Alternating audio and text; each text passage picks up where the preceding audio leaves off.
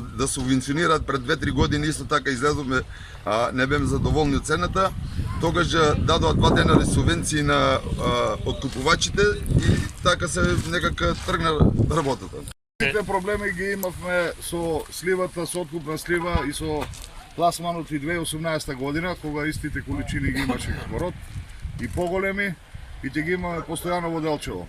Тогаш кога имаше состанок со представник на Министерството за земјоделие Трајан Димковски ни беше обетено дека ќе отворат преработувачки капацитети, дистилерија, сушара, од тоа ништо ни најава не видовме. Додека во нашиот крај тука не се направат преработувачки капацитети, проблеми со сливата ќе имаме постојано. Или народот ќе дојде до разочарување, ќе ги запусти овоштарниците и така ќе се распадне се.